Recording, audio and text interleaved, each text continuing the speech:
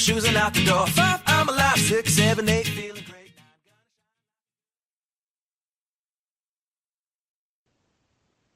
Hello BYWG Tribe, this is Dr. Noah. We wanted to make you aware of our never before featured Product of the Month and Book of the Month for March 2018.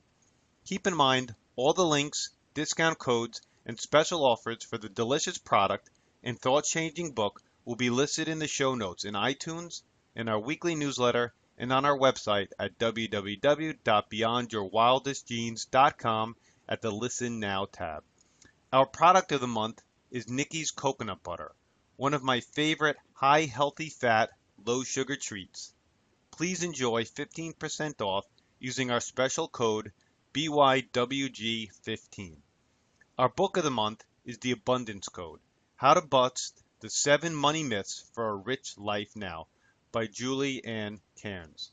You can hear Nikki discussing Nikki's Coconut Butter on the March 5th Beyond Your Wildest Genes podcast release, and Julie discussing her book The Abundance Code in the archives on the February 12th, 2018 Beyond Your Wildest Genes podcast release on iTunes and on our newly created YouTube channel. Hello and welcome back to Beyond Your Wildest Genes podcast. My name is Dr. Noah DeCoyer and I am your co-host. Today our guest is Dr. Lise Janelle. Dr. Lise is a relationship and empowerment coach helping people reconnect to their heart so they can live happy, grateful lives filled with love, inspiration, and success. With a background as a holistic chiropractor, Lise has developed and worked with leading-edge mind-body tools that create quick and deep transformations from the inside out. Over the past 25 years, she has helped thousands of professionals, entrepreneurs, executives, artists, and many others find and dissolve beliefs that are holding them back so that they can unfold their greatest future. She's the author of Conversations with the Heart and You Are Loved. She's the creator of the Heart Freedom Method, a powerful mind-body tool that helps you find and dissolve self-sabotaging, subconscious beliefs and patterns to unlock your full potential and create a successful mindset. Her Heart Freedom Certification program is now available. Currently, she is co-writing her third book with Jack Canfield, author of the Chicken Soup for the Soul series and the Success Principles, based on her Heart Freedom Method. Lise was born and raised in, I'm going to butcher this, Trois-Rivières, Quebec. She is fluent in French and English and moved to Toronto to study at the Canadian Memorial Chiropractic College. Upon graduation, she worked in Geneva, Switzerland for a year before making Toronto her home. Her recent accomplishment was climbing Mount Kilimanjaro. For more information, please visit our website at www.drlisejanelle.com. Woo! Hello, how are you? I'm good, thank you, Noah. It was great.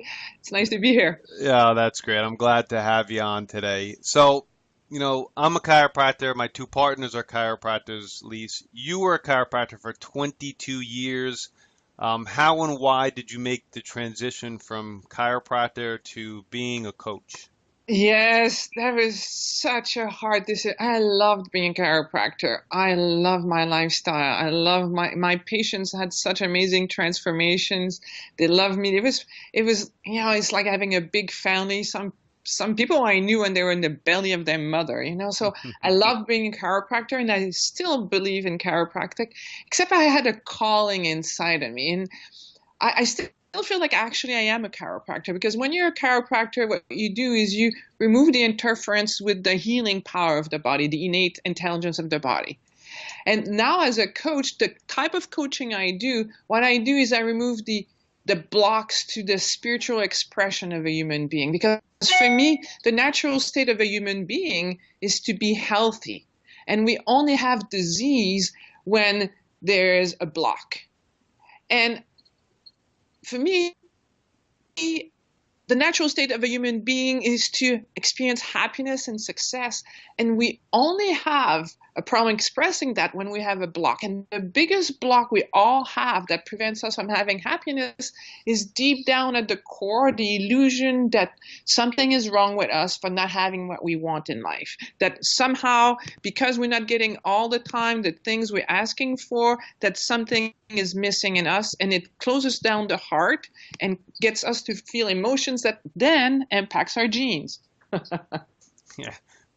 Perfect segue with our name Beyond Your Wildest Genes. Yeah, I love the name of your podcast. So I'm assuming you're going to address this challenge in your upcoming summit, the Love versus Infatuation Summit. Is that fair enough to say? Yes, yeah, the Love versus Infatuation Summit. This I'm so very excited to create that because I really feel that the at the core of our problems as as human beings is the battle between both of them. So from March 19th to 23rd, we're going to have like 22 experts with a secret surprise speaker as well. Amazing transformational leader. We have like John Gray, Men Are From Mars, Women Are From Venus, Katie Hendricks, who's been on Oprah like 3 or 4 times. We also have Sherry Salata, who was the producer of Omen and the Oprah networks. I have an amazing lineup of people, but the reason why I'm so juiced by this is because I really feel that if as human beings we can understand the difference between infatuation and love, we could transform the planet. Because that's what happened to me in 1989. I was studying with John DeMartini, so he's my mentor at the core of all the stuff that I've learned. And I really learned the difference between infatuation, which is the stuff that we're fed on the radios and the songs we listen to, on TV, in the romance novels we read. Like, it's all the time about infatuation, like the butterflies in the stomach, like can't sleep at night, the flutters when we see the person, feeling like we can't imagine living without this person. And that intensity always swings to the other side, where we get depressed and hurt and addicted and unhappy when it swings to the other side, because it always swings to the other side. I don't know of anybody, and experts will tell you that you can't remain infatuated at the most more than 3 years. And so people end up confusing those experiences with love. And then they're afraid of love. When in fact, what they're afraid of is infatuation. And it is so sad, because it happens once, and then maybe you take a chance another time. You let yourself become infatuated again, thinking this is love. And you're trusting the butterfly in your stomach as a sign that, this is love. And then because it doesn't work out, now you start creating a story that, maybe I'll never be able to have love. Maybe I'll never be able to find this person that can come and make my life better, that's going to enlighten and make me happy. And then because of that, we shut down, and we create in our genes the epigenetic effect of that is super dangerous. And I interviewed Dr. Wanda Lee for my summit on this, because I wanted her to come and express this, that when we feel emotions versus love, love is healing. You might have heard of Anita Moorjani. She has a book called Dying to Be Me. Right. In which she speaks about dying. She was dying from cancer, and then she realized the reason she was dying was because she hadn't loved who she was. And that she knew that if she came back, she would heal. So she decided, because her husband and her mother were there crying beside her deathbed, to come back. And within 5 days, everything was gone. She didn't have cancer anymore. So the power of love is super important for healing, for transformation, for happiness. For me, that's the key for success in life. The key to happiness is to learn the difference between love and infatuation. Well, then let's you touched on a couple topics that I'm going to all eventually get to, but let's start at the base on what is love in your perspective, and then what is infatuation from your perspective. All right. So for me, love is our essence. Love is who we are. It is not an emotion. It is, when I help people get into their heart, the only thing that lives in the heart is love, gratitude, inspiration, and wisdom. Love, gratitude, inspiration, and wisdom. And when you have those, you have power. So that's not an emotion. So love, if we all remembered who we are at the core, would be Buddha-like. Nothing would be missing. We have no desire for anything. I have, that's an interesting, powerful meditation I created, and the listener can have access to it. It's called heartfreedommeditation.com, heartfreedommeditation.com. Okay. And when you do this meditation, at the end, you're in your heart, you're in a state of gratitude and love. And I ask people, is anything missing right now? And people feel no. Do you feel safe? And people feel, yeah, I'm safe. Do you feel abundant? And people will say, yeah. And I say to women, do you feel beautiful? And yeah. So when we're in the heart, nothing is missing. And we all have access to that. But we get subluxated. We get disconnected from this knowing with fear. Because this is like the cosmic joke, the divine joke played on us, is that right from the get-go, when we are born, love has to come from the outside. And if you cry as a baby and mommy comes, or daddy, whoever is the primary caregiver, you feel like, wow, I'm powerful, I'm worthy, like I can have anything I want in life. But if you cry, which often happened to us, our generation, and they would put you in a nursery and you would be on a feeding time schedule, you could cry and cry and cry and cry, and no one would come. And then you start creating stories about yourself. What's wrong with me? I'm unworthy of love. I don't want to ask for what I want, because if I ask for what I want and no one comes, then it hurts too much. I'm going to stop asking for what I want. And because we disconnect from the heart, then we feel less than. We decrease our worth. And then when someone comes along and makes us feel like, wow, I am seen, someone thinks I'm great, now we become totally infatuated with them. Or if we feel they have something we don't have that we cannot give ourselves, we become infatuated with them. And that's how we learn the difference between love and infatuation. So love is quiet. If you feel love, it's quiet. Parents who have children, they have, it's quiet. It's not like you can't sleep at night because you think about your kids. You love them, there's a give, there's a receiving, this beautiful exchange of energy. And that's interesting too, because I was interviewing one of the experts, and he said, the difference between love and infatuation is when you're in a loving relationship, both people are giving and receiving. When you're in an infatuation relationship, one person is giving and the other one is receiving. And I thought, that's a very good differentiation. So the difference between love is quiet. Love allows you to explore all the different areas of your life. When you're infatuated, you're on a big high. You see more pleasure than pain. There's nothing they can do that they can do wrong. They smell good, they look good, even if they're farting, it's beautiful. Right.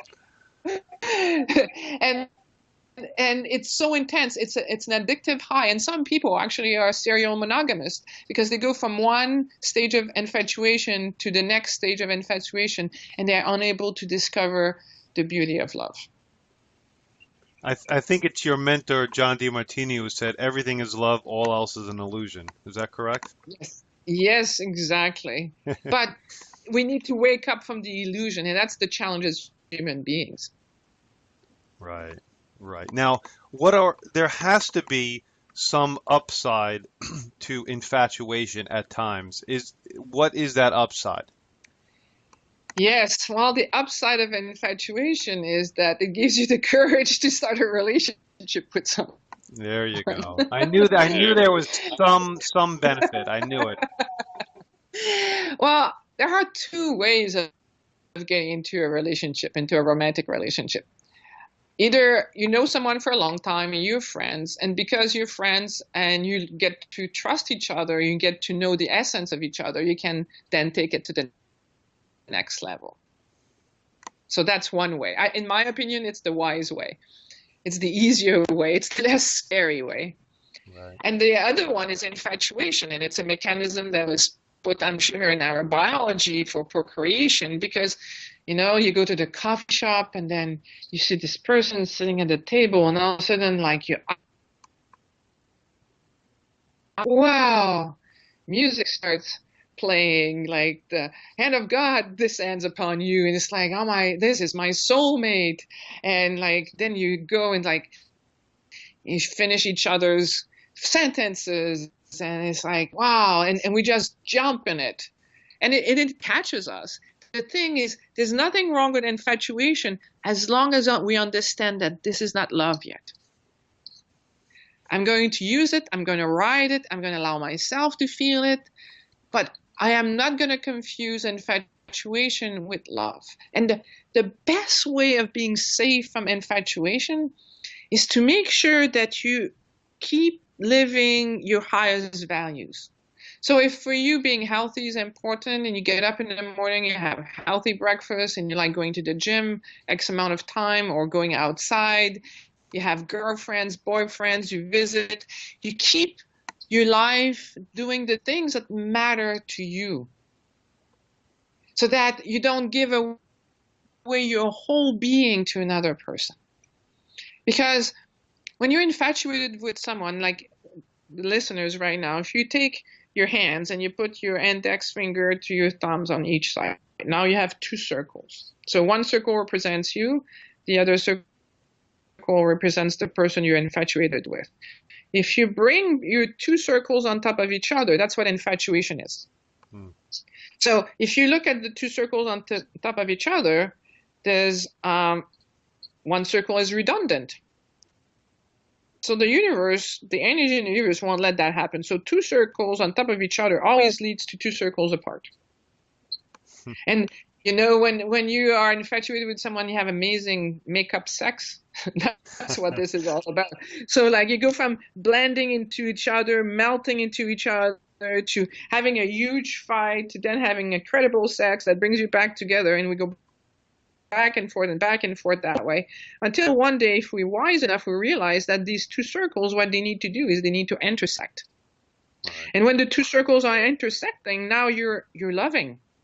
This is love. You're in charge of your own happiness. Your mate is in charge of their happiness. You have a commitment to spending, your life together, and growing and learning and challenging each other and supporting each other, going through the highs and lows of life together. But each individual is in charge of their own happiness. Exactly. Now, what's the flip side? What are the drawbacks of love?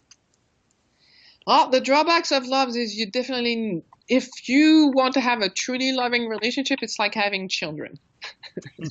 Like, parents will tell you they love their children, but there's a lot of reorganizing of your time, and you need to be conscious. So the drawbacks of loving is you need to be organized. You cannot just all of a sudden go for what's easy. You need a conscious commitment to first making it work. It's not going to be like the fairy tale story that we hear. So the drawbacks of love over infatuation is that it demands some work. And the work is to be conscious. And not just let the high guide you, but to go into your heart and decide, okay, I'm going to make this relationship work. Just like being healthy. This whole podcast is about being healthy and having wellness. If you want to be healthy and have wellness, you need to commit to it. Right. You need to take full responsibility for it. You get regular adjustments. You watch your diet. You exercise. You make a commitment to living a healthy life. And it's the same thing with a relationship. You make a commitment to being happy together. And just like a commitment to being healthy demands that you work at it, the benefits are you are healthy. And some people choose instead to take a pill. Okay, so I'm going to take a pill. I'm going to numb all my symptoms. But slowly but surely, you know you're destroying your digestive system, your liver, your kidneys. You're just getting sicker and sicker when when you don't take the time to dissolve the cause for your illness. It's the same thing with relationship. Okay, I can go for infatuation after infatuation after infatuation just to numb the symptoms of my unhappiness, or I can decide to commit to a being and being with that person, and the commitment to that person is I'm going to make sure that I work on my own happiness, because being with someone who's miserable is not fun. So that leads me to my next question, which is a great segue. How how do you know if you're in love with somebody as opposed to being infatuated with somebody? Yeah, someone, Marcy Shimoff, at our interview, she said something really cool. She said she has a book called Love for No Reason. And when you love someone, you just love them because you love them. When you're infatuated with someone, you love them because they can make you feel good. They make you feel amazing. They bring the best out of you. They they provide financial security. They make you feel like you're cool. You know, you have this hot babe on your arms, like whatever we need the other person to be to make up for our what we feel is our own inadequacy. That's when we're infatuated. All right, there's attachments to a fat infatuation. Yes, and every time you have an attachment, if you lose what you're attached to, then it hurts.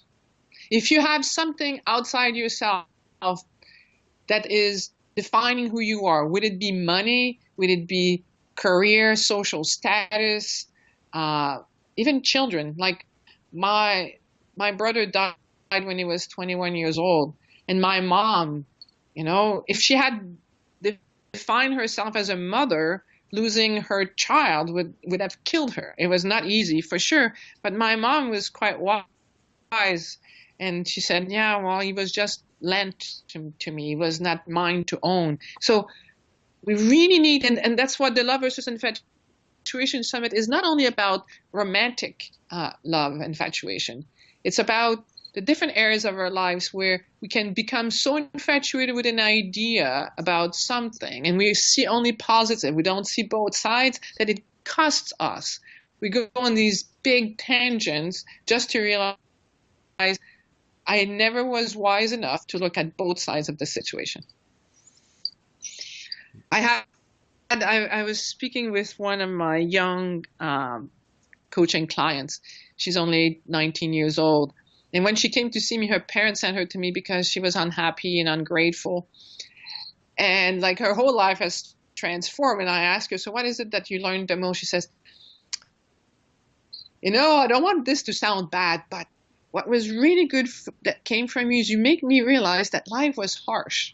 That actually I had to do things, that it was not always going to be easy, that if I wanted something, I had to involve myself into it, and I had to give something to it. And I thought, this is really good. Like, I felt like a good mom with my child. But this is one of the reasons I really want to debunk love and infatuation, because we get so hurt when we're not getting only pleasure out of a relationship that we think it's not love, when love is actually supporting and challenging us. Now, Lise, do you need to have strong self-love before you can love somebody else? Yeah, that's a very good question.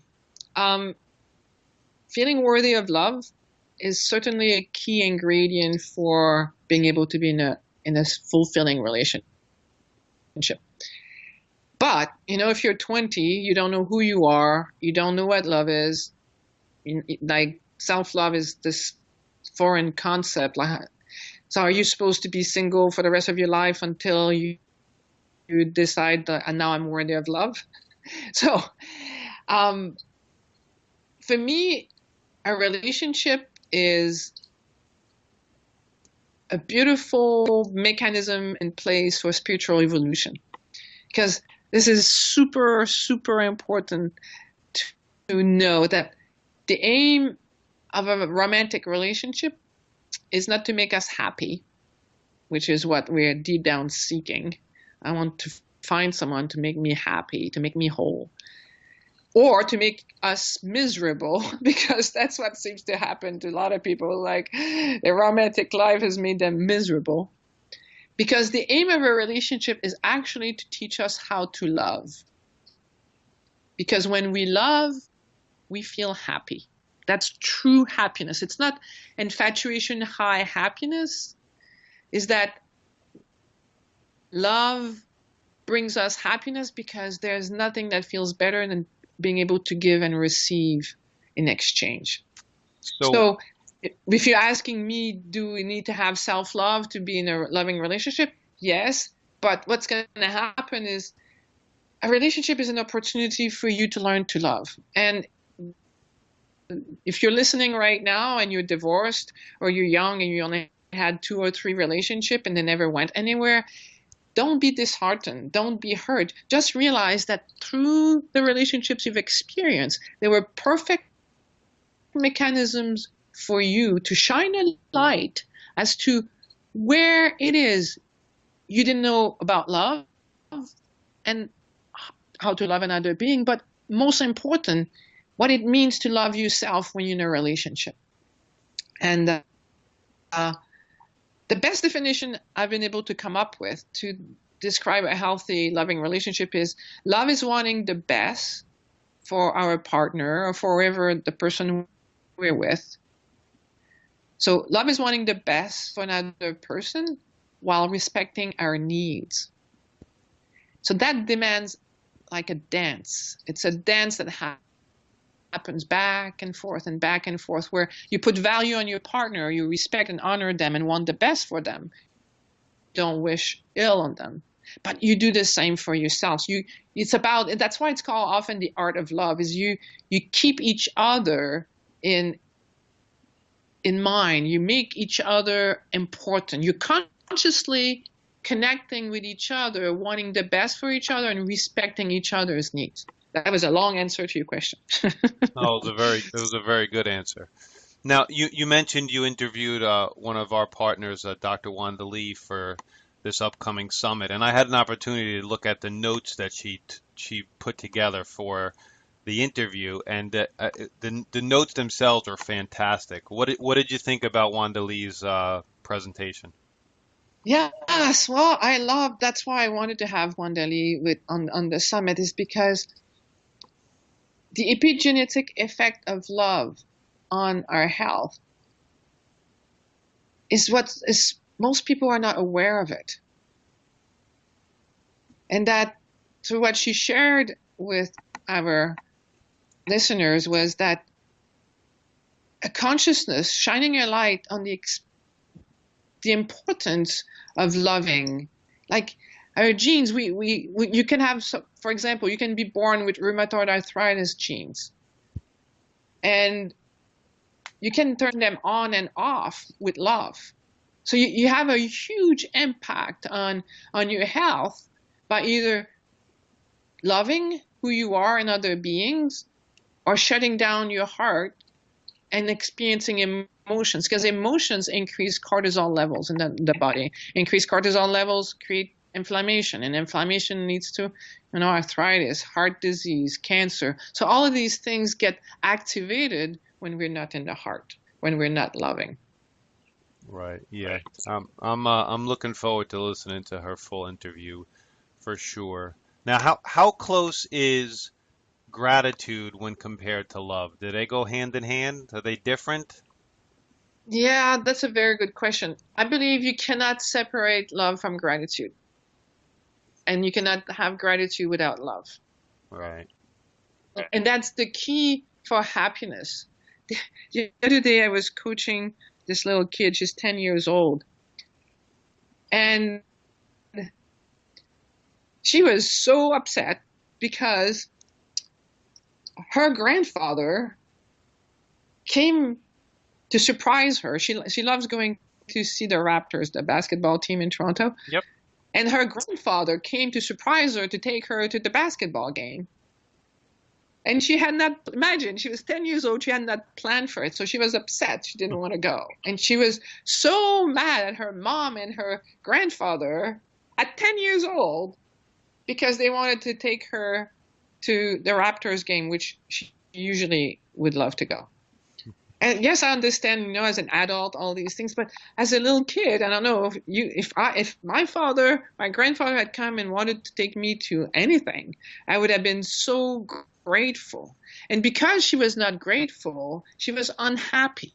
Right. So being grateful brings love. So the grandfather got hurt there because imagine you're the grandfather, you show up at the door and like you're all looking forward to taking your little granddaughter to a basketball game, and instead like she's making it like she doesn't want to come with you, like, so you don't feel appreciated. So appreciation, gratitude, and love go together. So we talked about this, we showed her the bigger picture, and it was much better for her afterwards. Like she understood something that she, like, if at 10 years old, you can teach. If you have kids right now, the most important thing you can do to help your kids is teach them gratitude, because they can have everything in the world.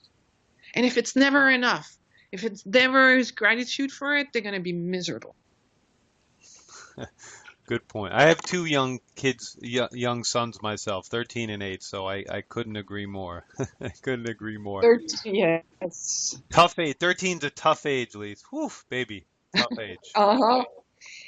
I often use an analogy that works well with adults and children, and that it's a corny story, but it's a beautiful corny story. It's the scientist is observing a butterfly coming out of a cocoon. It's a huge struggle.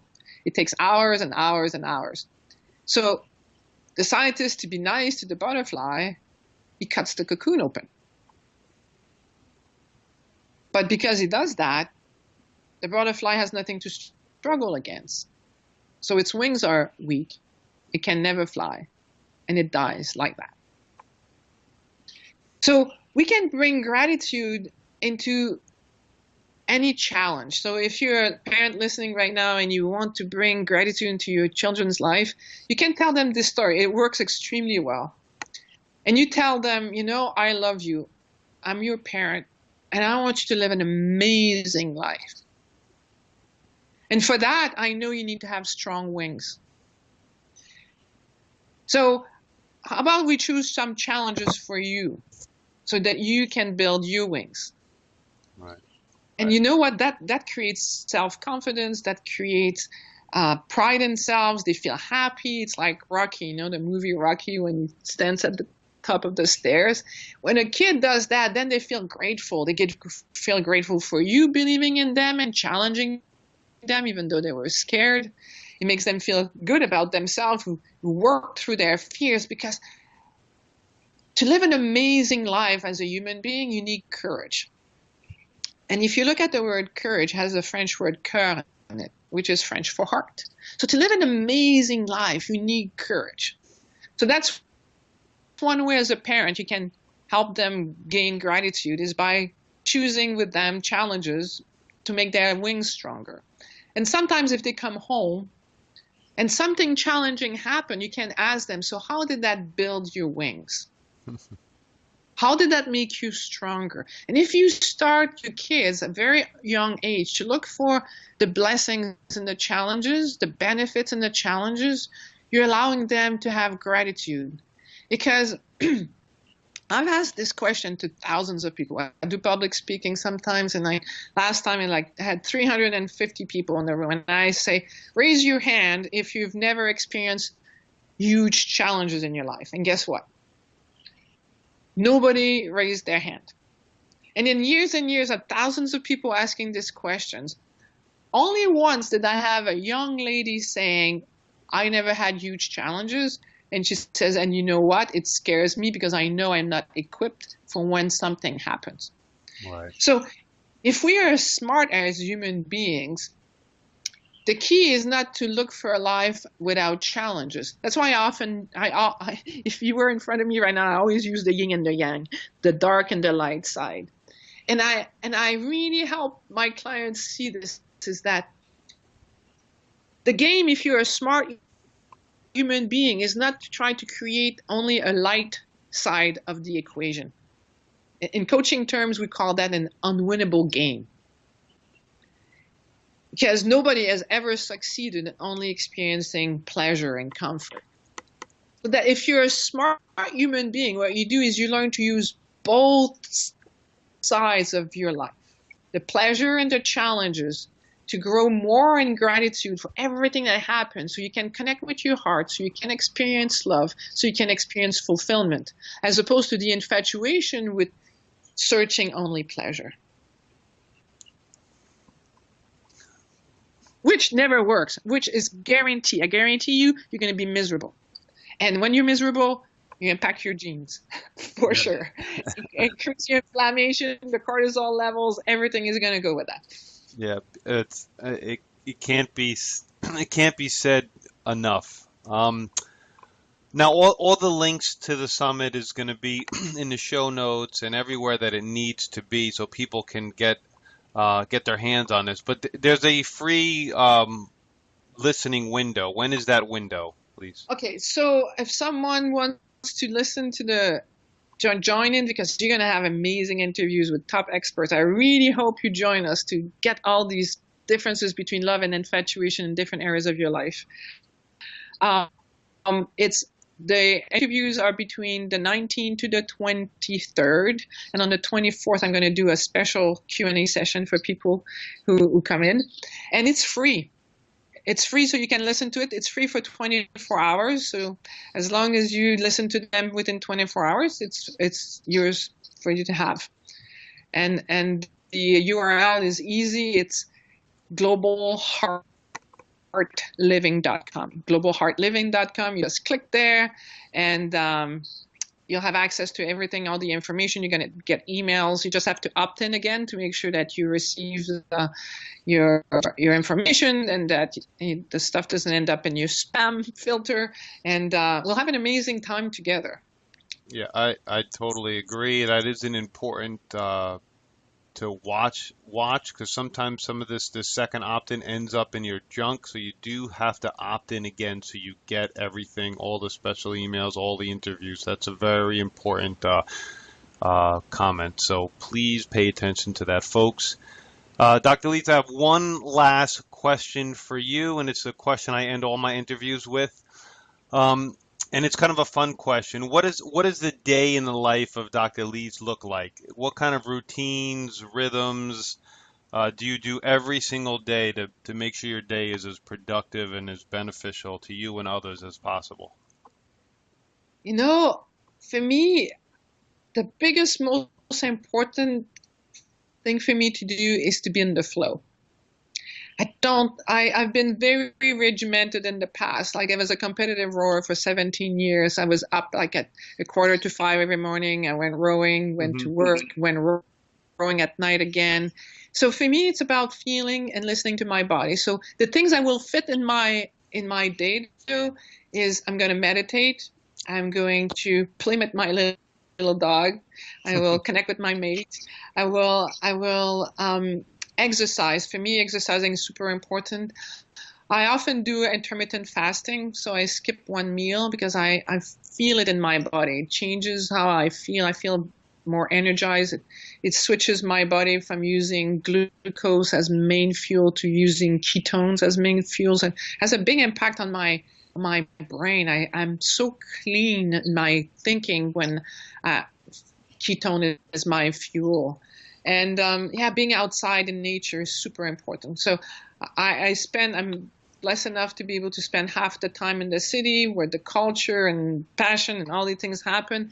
And then the other part in the countryside at my cottage in nature, and being by the water and in the trees. And it's beautiful. I just love the balance of both. I'm blessed with having a balance of city time and nature time. Well, thank you so much for your time today. Like I said, all the appropriate links to the free ticket to this incredible summit will be in the show notes. My name is Dr. Noah DeCoyer, your co-host, and you are listening to the Beyond Your Wildest Dreams podcast. If you'd like what you've heard today, please share this with your friends and family and encourage them to subscribe on iTunes. Thank you. And as my oldest son Hayden says, be awesome and never unawesome.